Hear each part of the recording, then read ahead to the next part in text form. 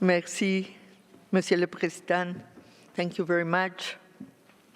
So let me first honor the memory of all those women that were in Beijing.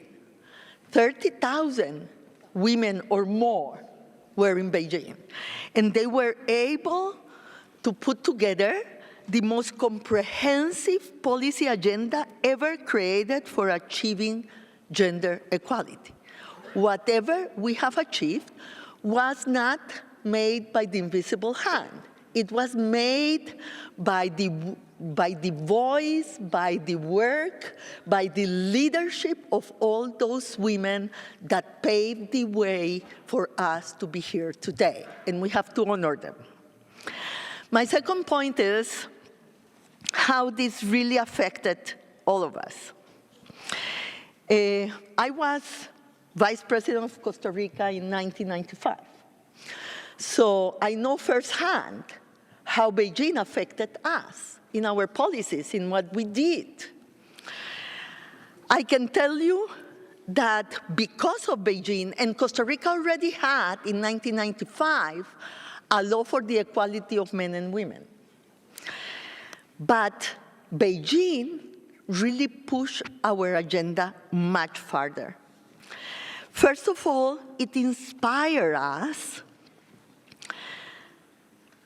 to put together the first plan to mainstream women perspective across all sectors of government. And that really took away the women work and program from a corner, because it was a corner of the government. And suddenly it became really a mainstream challenge for all the sectors of government. So after Beijing, we established and implemented our first across the board, across all sectors of government strategy to be implemented by everybody. And because of Beijing, we clearly widened the perspective of policies across the board to look at women equality in political, in social, in economy, and cultural rights. And it was the first time, and Beijing was the first time, where it was really established that the economy and the global economy were not gender neutral. It was, the economy and the global economy were gender blind, but not gender neutral.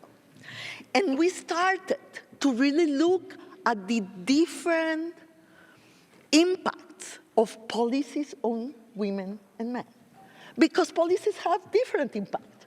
But we didn't study it before. We didn't have the data to establish the facts. And so this revolution, this data revolution, was initiated to really make women visible, to count women, to disaggregate data.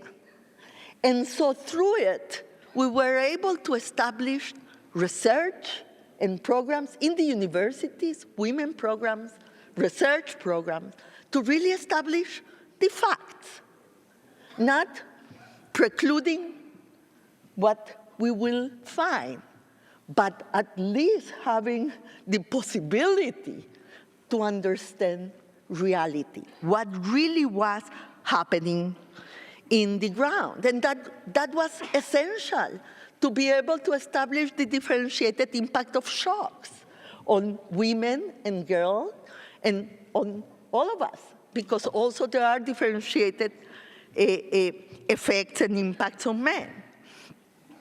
Because Beijing clearly established the need to include women's studies in research programs to understand better the discrimination mechanisms and the different realities on the ground, because one of the things that also happened in Beijing is that we understood also that the word women doesn't say all about all the women, that there were different realities, that agendas had to be built from the bottom up, not from the top down. And this possibility of research, of data, of disaggregation, really made the challenges much more closer to the possibility of policy, to have the right policies to really confront the challenges that we were seeing on the ground. And Beijing put on the center of the challenges that we face gender violence, and it was said by everybody today, in all the different realms, in conflict, in society, in our homes. And so that was like the third revolution, yes? Not only the data revolution and the fact that we established that the economy and the global economy was not neutral towards gender, but also the revolution in the laws. Because, you know, in many parts of the world, still then, domestic violence was a private issue, not a private issue, not a public issue. And so we were able to make a legal revolution also. And they are asking me to speed.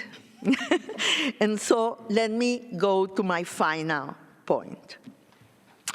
And when we think about how it affected us, as I said, in my own country then, we were aware of the mechanisms for the training and follow-up of the legal system, of the judicial system, to really comply with the gender violence laws against violence against women. And then the training and the institutional development also took off. So the gender mechanisms and the legal mechanisms, and set out as a very important part of the international institutionality to follow on Beijing. So let me just say, to finish, that the Beijing agenda was an agenda against discrimination against women. It was not an agenda for discrimination. It was an agenda against discrimination. So let me finish by reminding everyone that eliminating the discrimination against women is key, and we are not there yet.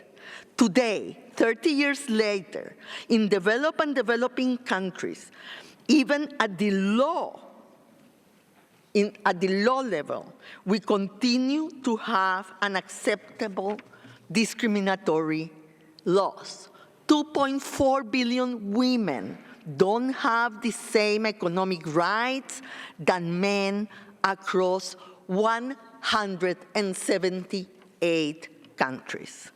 So, Beijing gave us a foundation of rights. We must continue building.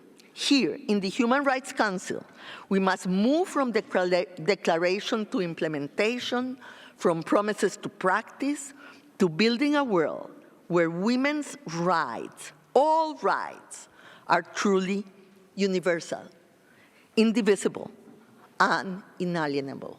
Thank you. Merci.